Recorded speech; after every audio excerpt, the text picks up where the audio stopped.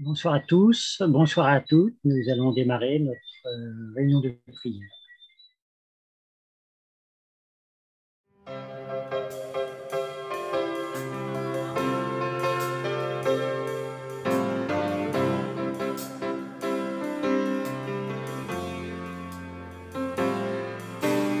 La trompette sonne sur notre pays, rassemblez-vous, mes enfants. La trompette sonne sur notre pays, rassemblez-vous pour prier ensemble, pour chercher ma face, implorer ma grâce, élever mon nom, recevoir mes dons. Unissez-vous.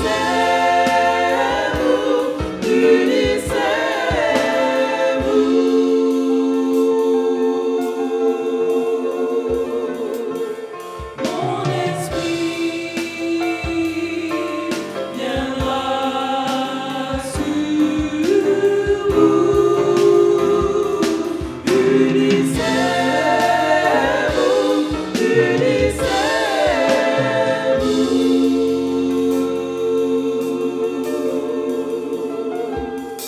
Mon esprit viendra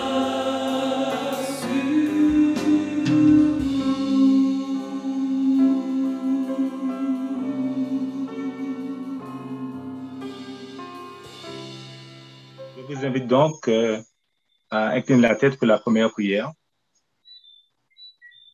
Notre Dieu, notre Créateur, à toi la louange, l'honneur et la gloire. Merci Seigneur pour ce privilège béni que tu nous accordes afin de passer ce deuxième jour de semaine de prière ensemble avec nos frères et sœurs, nos amis, les enfants. Merci Seigneur de nous assister par ton Esprit Saint, de nous laver, nous purifier de tous nos péchés, mon Père Céleste, et que ce moment soit riche en bénédictions pour chacun de nous, que l'on puisse bien comprendre ta parole de vie, la mettre en pratique, et que nous sortions édifiés à travers cette méditation, ces louanges et ces prières. Louange et honneur à toi. Viens dans nos cœurs, nous t'avons prié au nom de Jésus, ton Fils, et pour ta gloire. Amen. Alors, je vous souhaite à tous, chers amis, chers enfants, une chaleureuse et cordiale bienvenue. Nous sommes heureux de vous recevoir en ce soir pour notre deuxième rencontre, deuxième jour de la semaine de prière. Que notre Dieu nous accorde sa bonté. Soyons tous édifiés, fortifiés et soutenus par sa parole, par les prières d'intercession ce soir, et que toute la gloire revienne à notre Dieu. Soyez tous les bienvenus en ce soir, chers bien-aimés. Bienvenue à tous.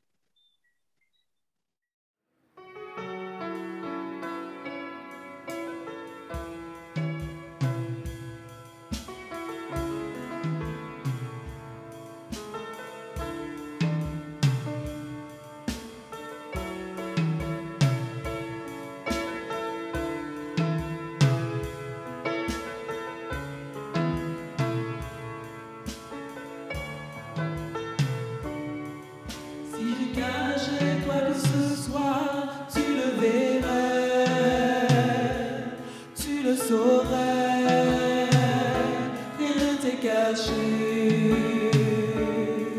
Si mes lèvres honoraient ton nom, mais que mon cœur était éloigné,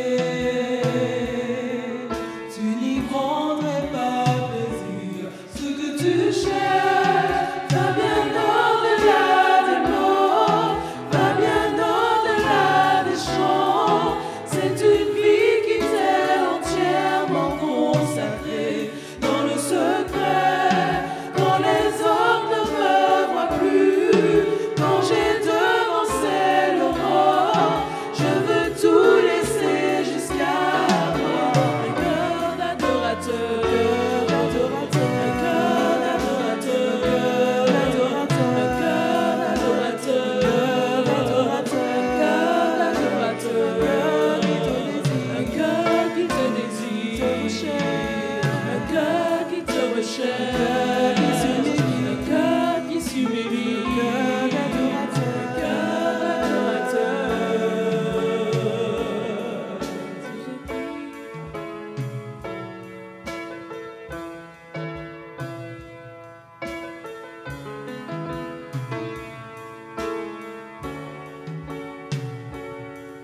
si je criais devant les foules, mais que ma voix était inconnue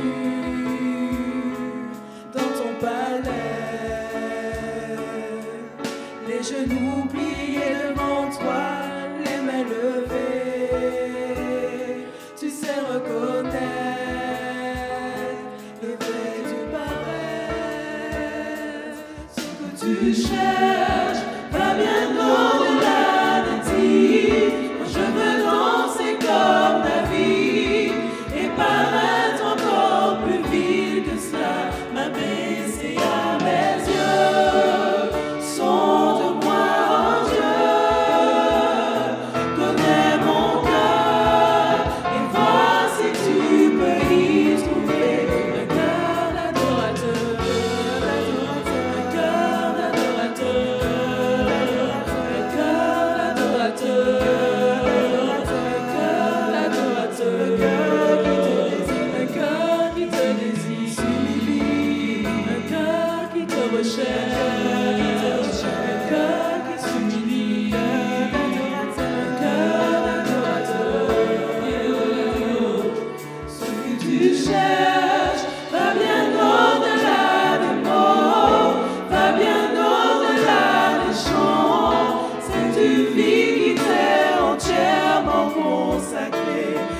Secret, quand les hommes ne me voient plus, quand j'ai devancé l'aurore, je veux tout laisser jusqu'à toi.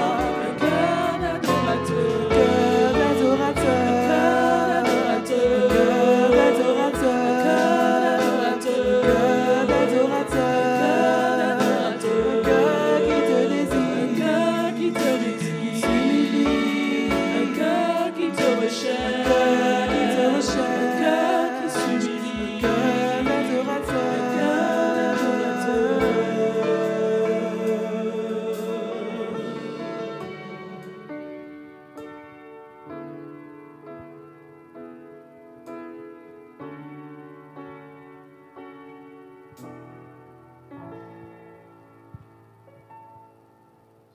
Maintenant, nous allons entendre et voir le moment des enfants.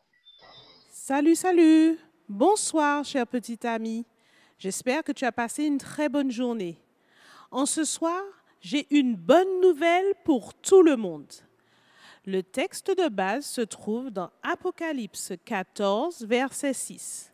Note-le, tu pourras le chercher par la suite. Puis, je vois un autre ange qui vole très haut dans le ciel. Il doit annoncer aux habitants de la terre une bonne nouvelle qui est pour toujours. Zarita et Aiko s'ennuient. Allons au parc, suggère Zarita. En arrivant au parc, les deux filles constatent qu'il est presque désert. Il n'y a en fait que trois garçons qui sont en train de ramasser des pierres et qui les disposent en haut d'un toboggan. « Salut, que faites-vous là ?» lance Zarita aux garçons. Mais au lieu de répondre, chaque garçon ramasse une pierre et en menace les deux filles. Zarita prie en silence. Elle demande à Dieu de lui donner la sagesse. Et au lieu de s'enfuir, elle leur demande « Comment est-ce que vous vous appelez ?» Les garçons sont tous surpris. « Quoi? T'as pas peur de nous ?» demande l'un d'eux. « Si, un peu, mais j'ai demandé à Dieu d'être avec nous, » répond Zarita. Maintenant, c'est au tour des garçons d'être déboussolés. Ils laissent tomber leurs munitions et se rapprochent des filles. Ils descendent du toboggan. Au même moment, Zarita entend une voix lui murmurer. « Zarita, Parle-leur de Dieu. Ils vont écouter. Zarita regarde autour d'elle et on dirait qu'Aiko, sa copine, est en train de prier. Mais à part ça, il n'y a personne. Les trois garçons se rapprochent. Ils leur disent leur nom. Quelques minutes plus tard, Zarita et Aiko leur parlent de Jésus. Et ils les écoutent. Finalement, l'un des garçons demande aux filles de prier. À la fin de la prière, il prie à son tour et demande à Jésus de lui pardonner son comportement.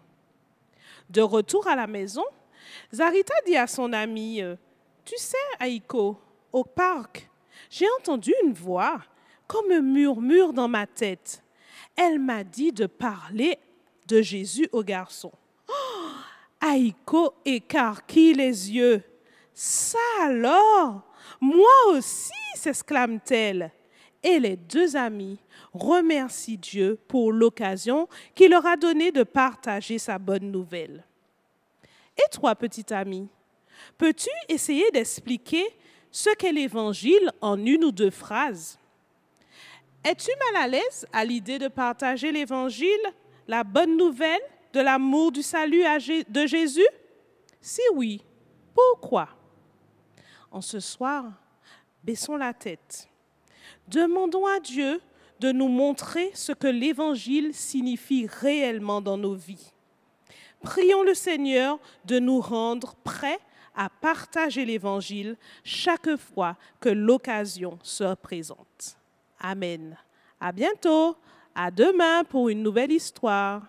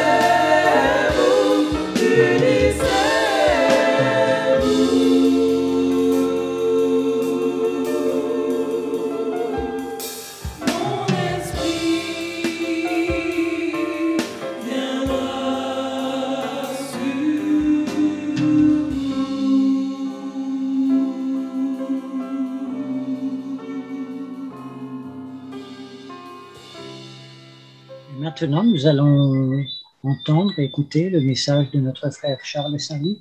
Bonsoir à tous. J'espère que nous avons passé tous une bonne semaine sous le regard béni et que c'est avec plaisir que nous nous retrouvons en ce soir pour pouvoir continuer cette semaine de prière dont nous avons vu le thème, c'est le message des trois anges. Notre frère Sautier nous a présenté hier matin le premier sujet et ce soir, nous continuons. Et le titre du message de ce soir, c'est « Un appel rempli d'amour, l'évangile éternel dans le message du premier ange ». Et avant de commencer de rentrer dans le sujet, je souhaitais ce soir de commencer par, on pourrait dire, une explication du message du premier ange. Où se trouve dans la parole de Dieu ce message? Et on le découvre dans Apocalypse 14, les versets 6 et 7. Et le verset 6 dit « Je vis un autre ange qui volait au milieu du ciel. Il avait un évangile éternel.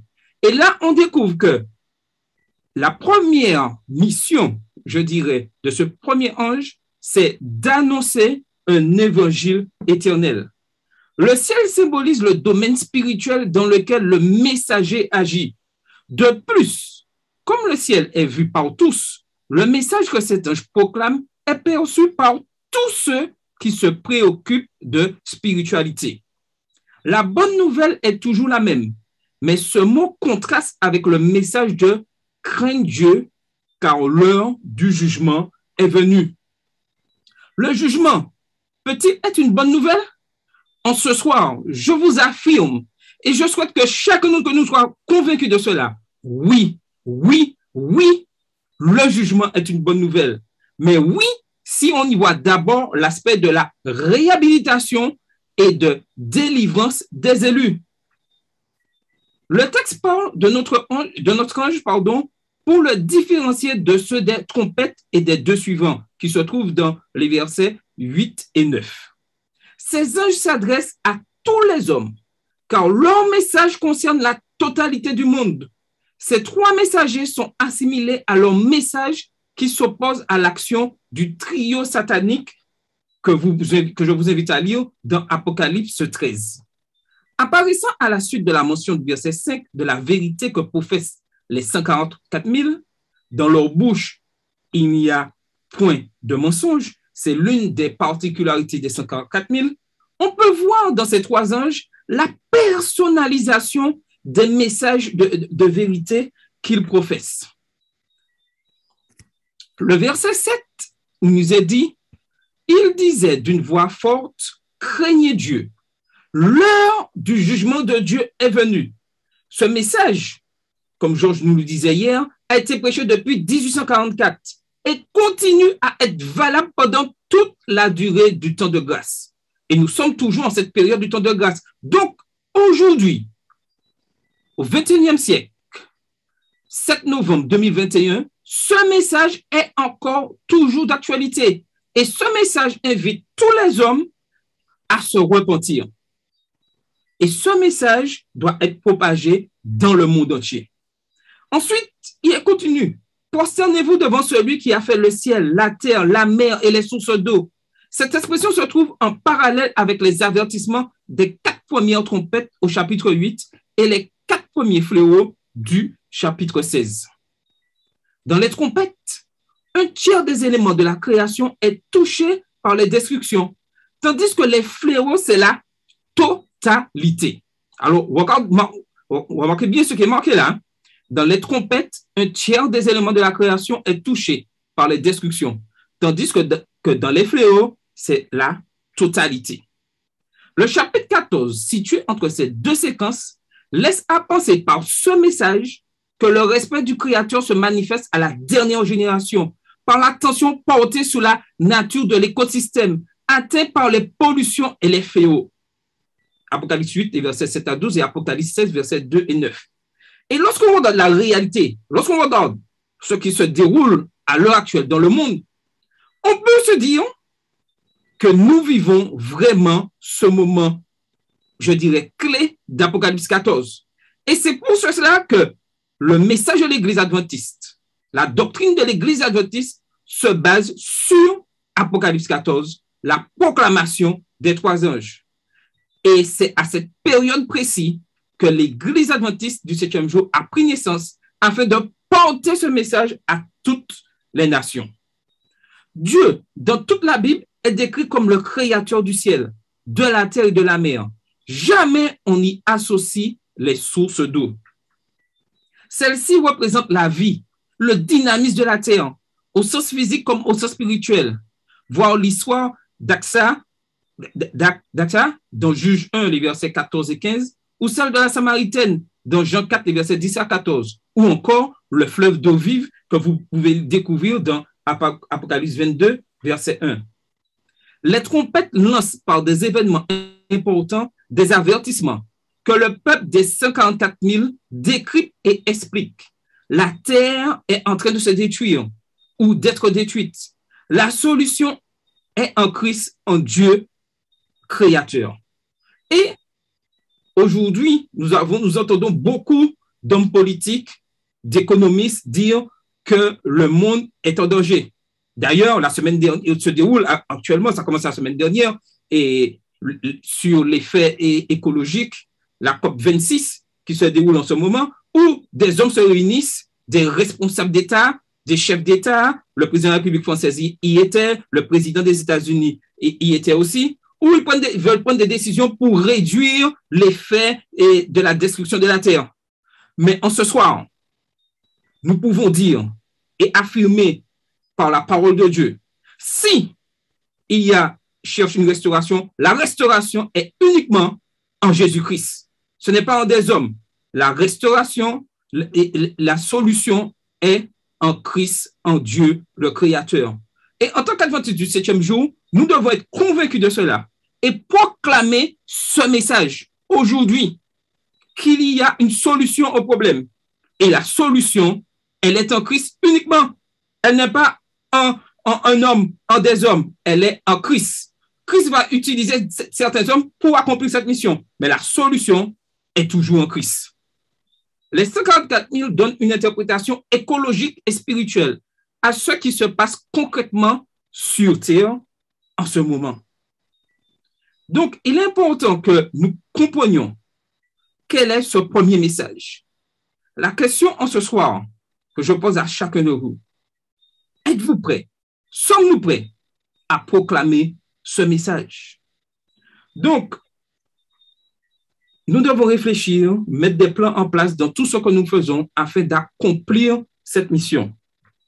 Et en ce soir, n'hésitez pas, si vous avez des questions sur le chat du YouTube ou en direct sur le Zoom à poser des questions, mettez-moi, il n'y a pas de souci. Nous sommes ensemble, nous discutons, nous partageons. Et d'ailleurs, nous aurons des moments où nous devons lire et je demanderai à les personnes, s'ils veulent bien, volontiers de pouvoir lire les textes afin que nous puissions comprendre vraiment ce message du premier ange, cet évangile éternel dans le message du premier ange.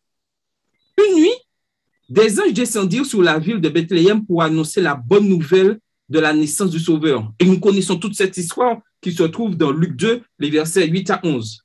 Et maintenant, peu avant le retour de Jésus, ils reviennent pour proclamer la puissance salvatrice de l'évangile éternel. En fait, dans le message des trois anges, Apocalypse 14, versets 6 à 12, l'évangile fait office de serre-livre. L'évangile éternel est mentionné au début, verset 6, et à la fin. Nous découvrons la foi dans l'œuvre salvatrice de Jésus, la justification par la foi. Apocalypse 14, verset 12. Le premier ange proclame l'évangile dans le contexte du jugement final de Dieu. Le second annonce le triomphe de l'évangile éternel dans l'effondrement du faux évangile de Babylone, verset 8. Le troisième annonce le jugement final lorsque les puissances du mal connaîtront l'amour et la justice de Dieu révélés à travers l'agneau qui se trouve au Apocalypse 14, verset 10. En ce soir, je peux vous dire que durant cette semaine de prière, nous allons découvrir le plan de Dieu pour l'humanité. Et nous verrons que nous sommes à cette période et que nous la vivons pleinement. La chose que nous devons comprendre, est-ce que je suis prêt à proclamer cet évangile éternel? L'accent mis sur l'évangile dans le message des trois anges, signifie que de tous les chrétiens, les adventistes du 7e jour devraient être les premiers à prêcher le Christ au monde. Extrait du livre évangélisé, page 175. Le chapitre, un défi des plus sérieux. Et oui, nous avons un défi à relever en tant qu'adventistes du 7e jour. Nous avons un défi à relever en tant que sympathisants de l'Église adventiste du 7e jour. Nous avons un défi à relever dès que nous décidons de suivre Jésus-Christ. C'est un défi des plus sérieux que chacun d'entre nous devons relever. Sommes-nous prêts pour cet engagement? Dieu nous interpelle en ce soir. Toi qui écoutes, Dieu t'appelle en ce soir à répondre à cet évangile. Voyons maintenant trois caractéristiques de l'évangile soulignées dans le message des trois anges. La première caractéristique, c'est l'évangile éternel de l'amour divin. L'évangile est éternel, car il a été conçu par l'Esprit de Dieu de toute éternité et s'est manifesté dans l'histoire par Jésus-Christ. Romains 16, les versets 25 et 26, et Colossiens 1, les versets 26 et 27. Et je vais demander à un des participants de pouvoir nous lire le texte qui se trouve dans Romains 16, les versets 26, 25 et 26. Un volontaire pour lire ce passage-là. À celui qui peut vous affermir, selon mon évangile et la prédication de Jésus-Christ, conformément à la révélation du mystère caché pendant des siècles, mais manifesté maintenant par les écrits des prophètes, d'après l'ordre du Dieu éternel, et porté à la connaissance de toutes les nations, afin qu'elles obéissent à la foi. Nous voyons ici notre véritable mission. Ce n'est pas par hasard que l'Église adventiste du 7e jour a pris naissance et est placée maintenant là au cours du 20e, 21e siècle. Dieu l'a voulu et nous devons être convaincus de cela. Et lorsque je suis convaincu de cela, je suis rempli du zèle de l'Évangile. Je ne peux rester inactif à attendre quoi que ce soit, quelque chose arrive. Non, je dois être l'élément afin de permettre que cet évangile soit proclamé là où je suis. Premièrement, dans ma famille, dans mon voisinage. Tout le monde doit connaître cet évangile. Maintenant, lisons Colossiens 1, les versets 26 et 27. Un volontaire à nouveau.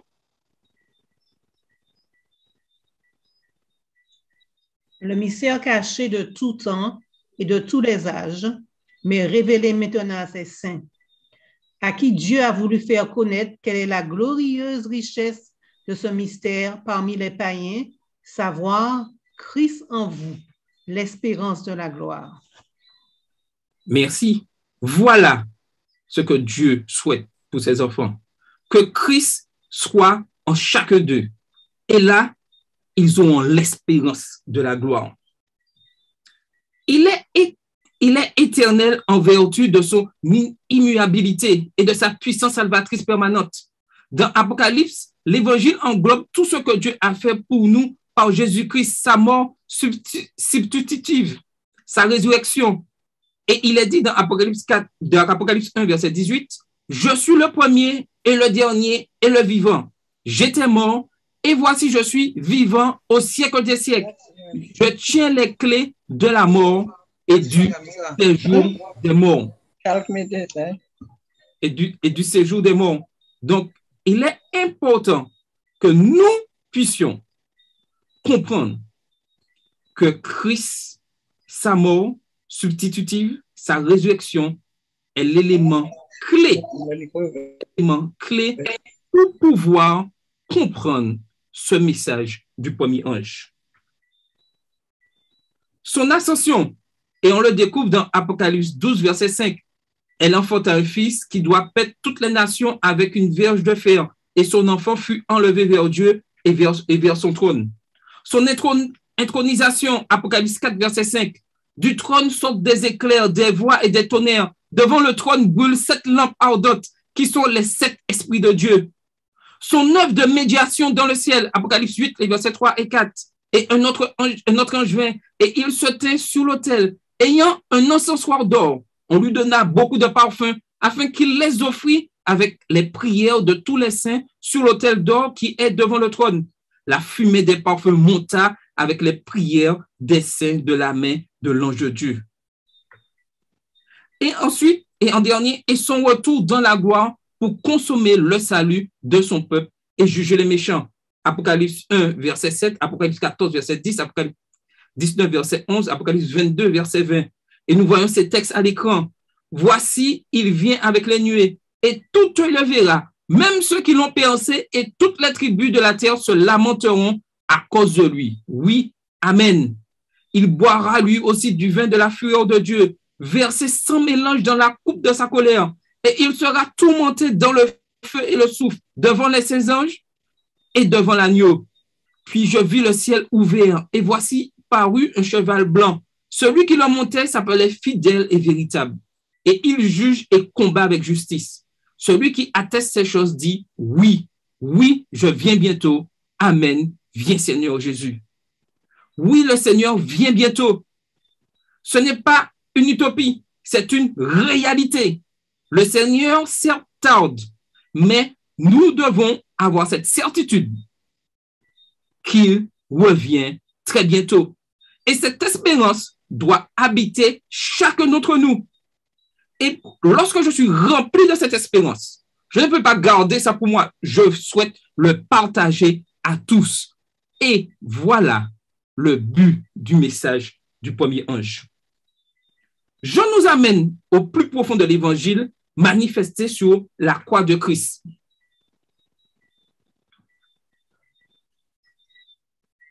Dans Apocalypse, l'évangile apparaît au début du livre, dans la doxologie que Jean adresse à Jésus, à celui qui nous aime, qui nous a délivrés de nos péchés par son sang. Apocalypse 1, verset 5. On parle ici d'amour et de sang, du Dieu qui a traversé la vallée de la mort en faisant l'expiation pour nous, nous purifiant ainsi de tout péché. C'est l'amour divin, rendu visible dans l'histoire. Remarquez que le verbe est au présent. Qui nous aime? Ce qui indique le flux constant de l'amour divin envers nous. Et le simple fait que nous soyons en vie en ce moment, c'est une preuve d'amour de Dieu par le sang de son Fils Jésus-Christ. Car nous devrions être morts tous, mais par le sang de Jésus-Christ, nous sommes sauvés. Dieu use de patience envers chacun d'entre nous. Il use de patience envers le monde, car son seul souhait, c'est que tous soient sauvés. En ce soir, Dieu nous interpelle et nous demande de pouvoir vivre chaque jour cet amour qu'il nous transmet par ce don de la vie qu'il nous donne. Oui, le Seigneur t'aime. Oui, le Seigneur souhaite que tu sois sauvé. Que répondras-tu à cet appel? Selon Jean, cet amour unique s'est manifesté par la mort sacrificielle de son Fils sur la croix. Remarquez, le passé nous a délivrés. L'amour prenant la forme d'un sacrifice sanglant a brisé la puissance du péché et nous a libérés pour que nous servions Dieu.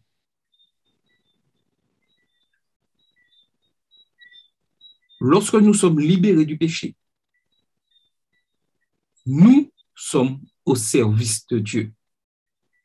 Aujourd'hui, il faut reconnaître que l'ennemi cherche par tous les moyens à déstabiliser son Église, à mettre en doute ce que Dieu a mis en place. Mais en ce soir, nous sommes tous libérés et Dieu nous appelle à le servir. Et ce service passe par la proclamation de l'Évangile. Maintenant, voyons le deuxième élément, l'agneau et l'Évangile. Cependant, c'est l'image de l'agneau immolé qui domine le message salvateur de l'Apocalypse. Sa première apparition dans le livre est puissante et vraiment spectaculaire. Dieu est assis sur son trône, majestueux, et tient dans sa main un livre scellé qui ne peut être ouvert que par l'agneau qui a été immolé. Et nous allons le lire dans Apocalypse 5, les versets 1 à 6. Et je vais demander à quelqu'un de nous lire ce texte-là. Apocalypse 5, les versets 1 à 6. Un volontaire pour lire. Puis je vis, dans la main droite de celui qui était assis sur le trône, un livre écrit en dedans et en dehors, scellé de 7 sceaux. Et je vis un ange puissant qui criait d'une voix forte, « Qui est digne d'ouvrir le livre et d'en rompre les sceaux ?» Et personne dans le ciel, ni sur la terre, ni sous la terre ne put ouvrir le livre ni le regarder. Et je pleurais beaucoup de ce que personne ne fut trouvé digne d'ouvrir le livre ni de le regarder. Et l'un des vieillards me dit, « Ne pleure point, voici le lion de la tribu de Juda, le rejeton de David a vaincu pour ouvrir le livre et ses 7 sceaux. Et je vis Au milieu du trône et des 4 êtres vivants, et au milieu des vieillards, un agneau qui était là comme immolé. Il avait 7 cornes et 7 yeux, qui sont les 7 esprits de Dieu envoyés par toute la terre. Merci. L'ange l'appelle le lion de la tribu de Juda, un titre messianique que nous voyons au verset 5. Mais lorsque Jean se tourne pour regarder le lion, il voit un agneau qui était là, comme immolé, au verset 6. La bonne nouvelle, c'est que le lion vaincra les ennemis de Dieu en devenant un agneau sacrificiel. Il y a certes force et puissance ici, mais ce sont celles d'un agneau qui a été immolé, c'est-à-dire la puissance de l'amour de Dieu manifestée sur la croix. Lorsque ceux qui entourent le trône voient l'agneau, ils se prosternent pour l'adorer et chantent. Tu es digne, car tu as été immolé et tu as racheté pour Dieu par ton sang des hommes de toute tribu, de toute langue, de tout peuple et de toute nation. Le verset 9. Une fois de plus, nous retrouvons ensemble les deux concepts fondamentaux, le sang et la rédemption, par lesquels Dieu offre un avenir glorieux aux pécheurs repentants. Maintenant, lisons Apocalypse 7, les versets 9 à 15, pour bien comprendre le message en ce soir. Donc, un volontaire pour lire Apocalypse 7, les versets 9 à 15. Après cela, je regardai, et voici, il y avait une grande foule que personne ne pouvait compter, de toute nation, de toute tribu, de tout peuple et de toute langue. Ils se tenaient devant le trône et devant l'agneau, revêtus de robes blanches et des palmes dans leurs mains. Et ils criaient d'une voix forte en disant, le salut est à notre Dieu, qui est assis sur le trône et à l'agneau. Et tous les anges se tenaient autour du trône et des vieillards et des 4 êtres vivants, et ils se prosternèrent sur leur face devant le trône, et ils adorèrent Dieu, en disant, Amen, la louange, la gloire, la sagesse, l'action de grâce, l'honneur, la puissance et la force soient à notre Dieu au siècle des siècles. Amen. Et l'un des vieillards prit la parole et me dit, ceux qui sont revêtus de robes blanches, qui sont-ils et d'où sont-ils venus? Je lui dis, mon Seigneur, tu le sais. Et il me dit, ce sont ceux qui viennent de la grande tribulation. Ils ont lavé leurs robes et les ont blanchis dans le sang de l'agneau. C'est pour cela qu'ils sont devant le trône de Dieu. Ils le servent jour et nuit dans son temple. Celui qui est assis sur le trône dressera sa tente sur eux. Amen. Merci. Les enfants de Dieu du temps de la fin se tiennent devant le trône de Dieu et de l'agneau. Ils louent le Père et le Fils et sont prêts à les servir. Ils se tiennent devant eux parce qu'ils ont lavé leurs robes et ils les ont blanchis dans le sang de l'agneau. Avons-nous lavé nos robes? Avons-nous lavé nos caractères, nos sentiments, afin qu'ils soient blanchis dans le sang de l'agneau? C'est un élément capital, afin que nous soyons remplis du zèle de l'évangile. Lorsque nous avons été blanchis dans le sang de l'agneau, c'est impossible que nous soyons inactifs au sein de l'Église. C'est impossible que nous ne soyons pas remplis du zèle de l'évangile. Et lorsque nous ne sommes pas remplis du zèle de l'évangile, cela veut dire que dans notre caractère, dans notre fonctionnement, il y a quelque chose que nous n'avons pas encore corrigé. C'est qu'il y a quelque chose que nous n'avons pas laissé le Christ agir. Ces choses peuvent être multiples. Mais en ce soir, le Christ nous dit, quels que soient les problèmes que tu aies pu rencontrer, quelles que soient les situations les plus difficiles ou relationnelles que tu as pu avoir avec certaines personnes, Christ a versé son sang afin que tu sois sauvé. Donc, nous devons laisser vraiment Dieu agir en nous par le sang de son Fils. Et lorsque nous comprenons cela, nous ne pouvons pas être des éléments inactifs au sein de l'Église. Le sacrifice de l'agneau non seulement rachète les êtres humains, mais aussi les purifie de leurs péchés. En fait, c'est la rédemption de la puissance du péché qui nous permet d'être en présence même de Dieu et de le servir. Et ça, c'était quelque chose de très important. C'est la rédemption de la puissance du péché qui nous permet d'être en présence même de Dieu et de le servir. Lorsque je me présente devant Dieu, ma présence signifie aussi que je décide de le servir. Et lorsque je sers Dieu, je suis rempli du zèle de l'évangile et prêt à annoncer au monde entier que Christ revient bientôt, parce que ce qu'il a fait dans ma vie, je souhaite que tout le monde puisse en bénéficier. Tout le monde, je souhaite que le monde entier en bénéficie. Je ne peux pas rester en silence. Je deviens un élément actif, puissant pour servir le Seigneur. Puisque la mort sacrificielle de l'agneau accomplit cette glorieuse libération, il nous est maintenant possible, au cœur du conflit cosmique, puisque nous vivons ce conflit, nous le voyons, nous entendons tous les problèmes écologiques, tous les problèmes de guerre, et surtout, cette maladie que nous ne comprenons pas, la COVID-19. Nous vivons ce conflit.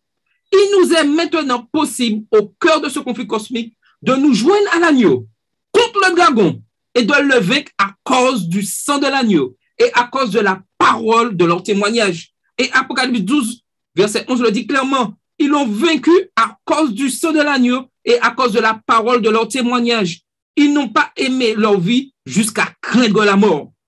Sommes-nous prêts à aller jusqu'au bout de ne pas aimer nos vies, jusqu'à craindre la mort pour répandre cet évangile? Voilà cet appel qui nous est lancé en ce soir. Es-tu prêt à répondre à cet appel? Remarquez ces deux éléments dans leur propre ordre. La victoire rendue possible par le sacrifice du Christ, ainsi que le témoignage en faveur de ce que Dieu a fait pour nous par l'intermédiaire de l'agneau. Et je dirais que cette chronologie est très importante. Victoire rendue possible par le sacrifice du Christ. Il n'est pas dit victoire possible par les rencontres d'hommes humains trouvant les solutions aux problèmes et tout ira pour le mieux. Non, par le sacrifice de Christ, ainsi que le témoignage en faveur que Dieu a fait pour nous par l'intermédiaire de l'agneau. Aujourd'hui, en tant qu'Église, en tant que communauté, est-ce qu'on voit que nous sommes prêts à répandre cet évangile? C'est un appel puissant au niveau de l'Église, mais c'est un appel aussi puissant individuel, car l'Église est composée de membres. L'Église, ce n'est pas le bâtiment. L'Église, ce sont les membres ensemble qui décident d'aller de l'avant pour proclamer ce message. Dans l'Apocalypse, l'agneau est l'incarnation de l'évangile éternel. Maintenant, voyons la troisième partie. Évangile et conflit. La proclamation de l'évangile a lieu dans un contexte de conflit. Remarquez bien, la proclamation de l'évangile a lieu dans un contexte de conflit. S'il n'y a pas de conflit, il n'y a pas de proclamation de l'évangile. Et aujourd'hui, au XXIe siècle, nous sommes dans ce conflit pleinement. Donc, nous devons proclamer l'évangile. Elle fait partie d'une histoire de rébellion qui a commencé dans le ciel. Et Apocalypse 12, versets 7 et 8 nous dit clairement, il y eut guerre dans le ciel. Michel et ses anges combattirent contre le dragon. Et le dragon et ses anges combattirent. Mais ils ne furent pas les plus forts. Et leur place ne fut plus trouvée dans le ciel. Et aussi, il faut comprendre que qui a capturé la race humaine. Genèse 3, les versets 1 à 8. Et je vais demander à un volontaire de nous lire ce passage. Genèse 3, les versets 1 à 8.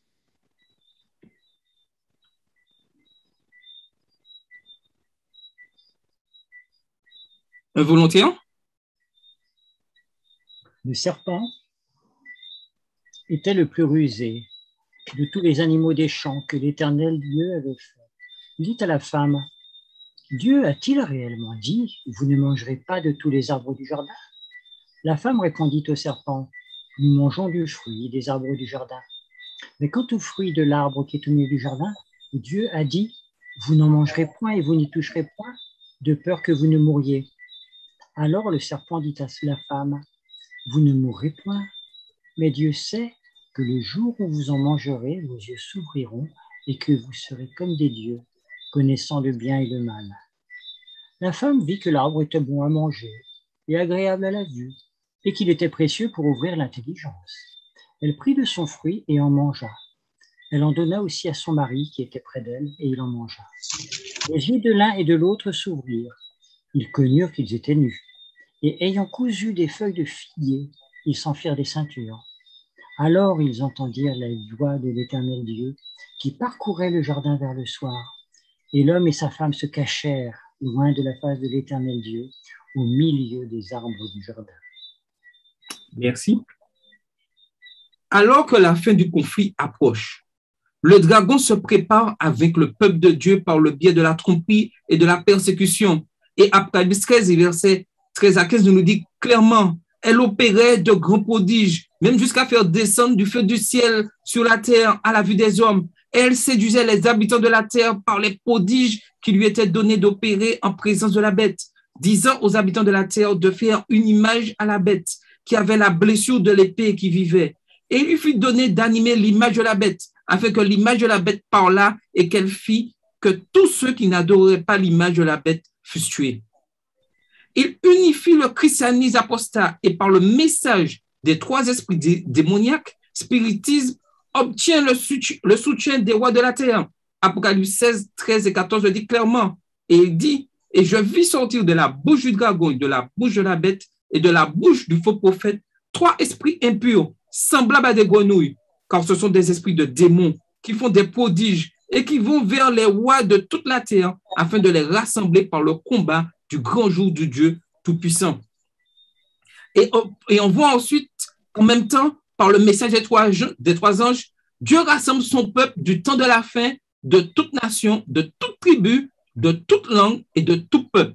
Apocalypse 6, Apocalypse 14, versets 6 à 12. Texte que nous connaissons très bien.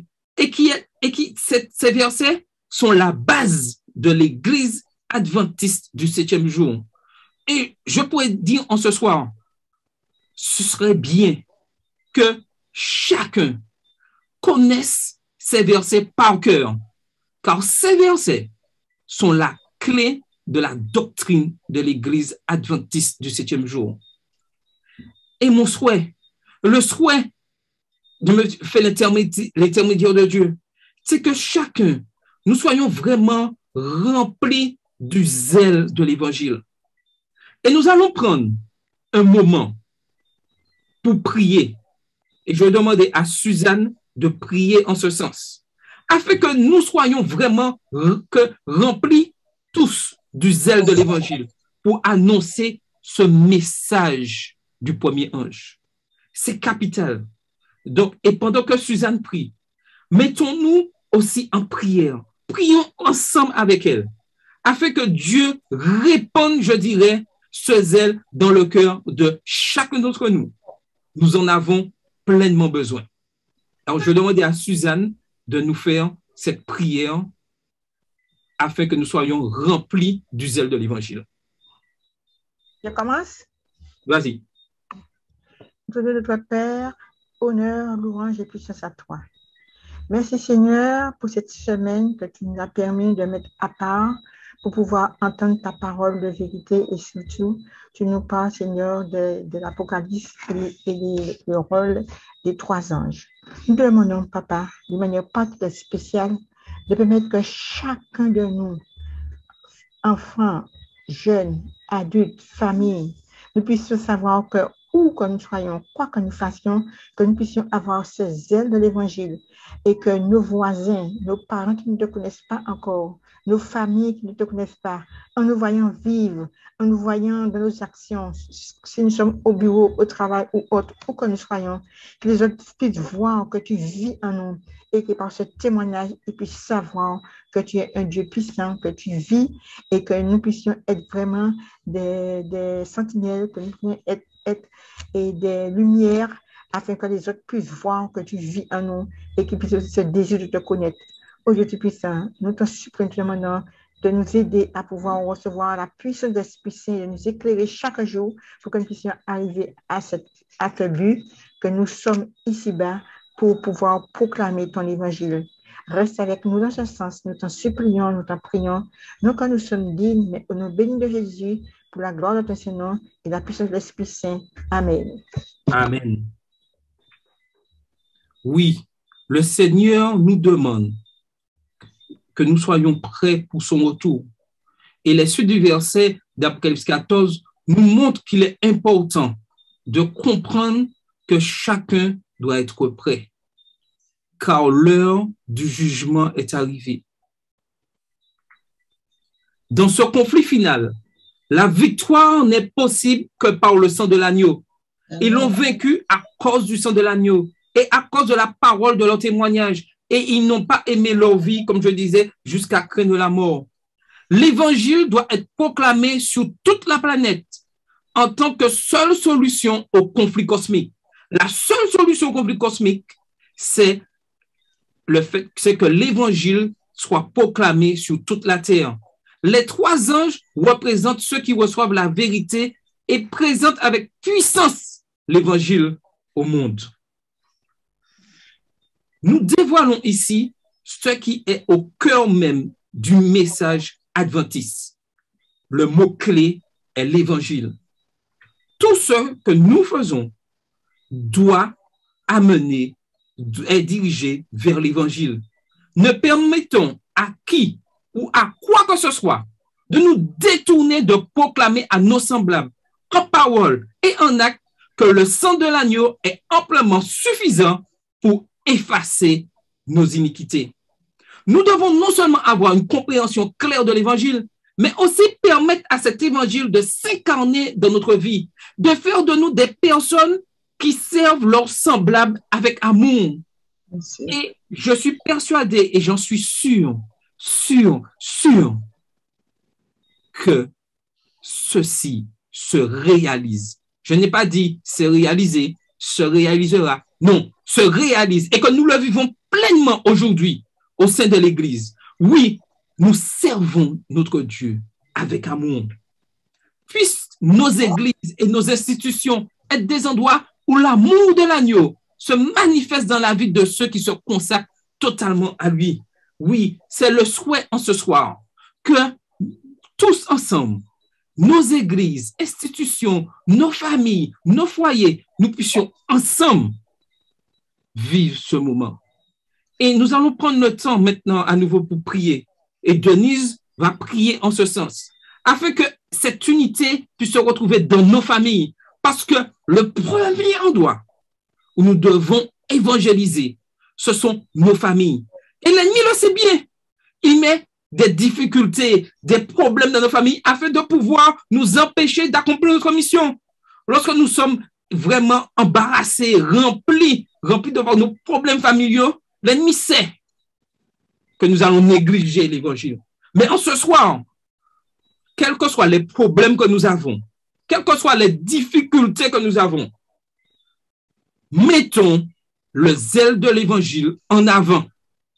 Ne laissons pas les problèmes prendre le dessus, car c'est ce que l'ennemi cherche. Ayons ce zèle de l'évangile. Et en ce soir, Denise va prier afin que dans nos familles puisse se retrouver cette stabilisation, cette force pour pouvoir faire face aux problèmes, car ils sont là. Je ne vais pas dire qu'il n'y a pas de problème, que ce n'est pas vrai, mais que nous puissions, dans nos familles, puissions faire face à ces problèmes par le zèle de l'évangile. Donc, j'invite Denise à prier en ce sens pour nous. Éternel notre Dieu, nous te disons merci pour ce moment béni. Merci pour cette semaine de prière que tu as mis pour chacun de nous. Seigneur, ce soir, nous voulons te prier pour la famille. Nous te demandons de permettre qu'il y ait de l'unité et que maman, papa, enfants, petits-enfants puissent se rassembler, de rester dans ta bergerie, car nul n'est à l'abri, Seigneur. Mais tu as les bras ouverts, tu les attends. Enlève tout orgueil, tout ce qui les empêche d'avancer, afin que lorsque tu reviendras, les familles soient prêtes pour t'acclamer sur les mers de verre. Seigneur, merci pour ce moment béni. Tu connais toutes choses. Nous remettons tout entre tes mains. La famille, Seigneur, qui est l'Église, puisque lorsque tu reviendras, pour qu'ils soient heureux, enlève tout ce qui les empêche, car l'ennemi fait tout pour pouvoir les dérouter. Mais toi, tu es vivant, Seigneur. Nous te faisons confiance. Permets que cette prière puisse monter jusqu'à toi et qu'il retourne sur chaque famille en arrosé de grâce et de bénédiction. Au nom de Jésus et pour ta seule gloire. Amen. Amen. Amen. Soyons Amen. des familles pleinement unies. Et surtout, comme je disais tout à l'heure, ayons ce zèle de l'évangile.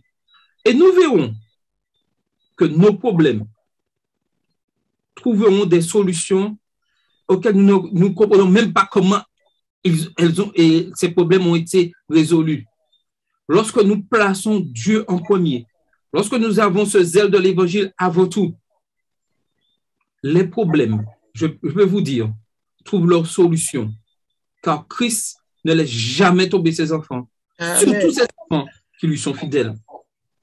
Et avant de terminer et de faire la dernière prière, j'aimerais que nous prenions le temps de ces questions de réflexion. Et au cours de la soirée, au cours demain, si Dieu veut, lors de nos cultes matinaux, de cultes au cours de la journée, que nous puissions réfléchir à ces questions, pouvoir vraiment réfléchir et être remplis de ce zèle. Pourquoi est-il si important de discerner l'évangile dans le message des trois anges? Le message du jugement de l'Apocalypse vous effraie-t-il? Pourquoi? Dans notre monde sécularisé, comment devons-nous nous y prendre pour présenter efficacement l'agneau et l'évangile dans le livre de l'Apocalypse? Et je vous invite dans vos cultes de ce soir, vos cultes matinaux, à pouvoir discuter ensemble. Discuter, prenez votre téléphone pour discuter avec un frère, une sœur de ces éléments, afin de pouvoir conforter, renforcer notre foi, afin que nous soyons toujours remplis du zèle de l'évangile. Je vous invite à incliner la tête alors que je ferai cette dernière prière. Et je vous invite à être présent demain soir, si Dieu veut, afin que nous puissions continuer cette semaine et continuer à découvrir ce message des trois anges. Inclinons la tête.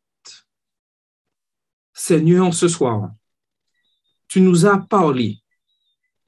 Nous avons senti ta puissance en ce soir.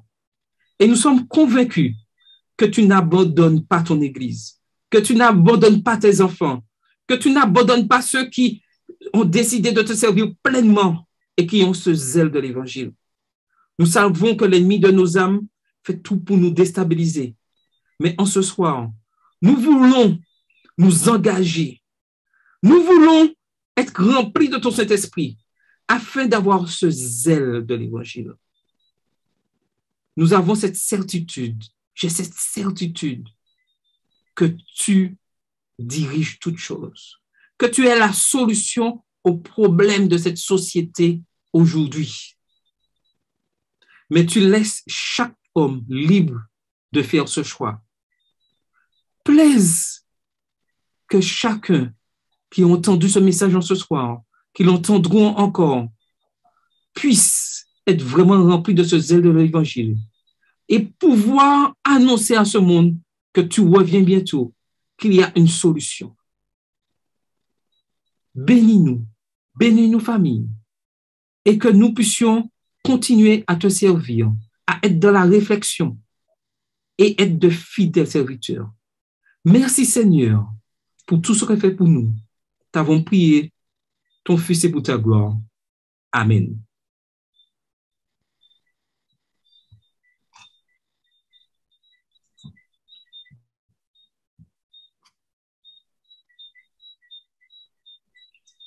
Merci Charles.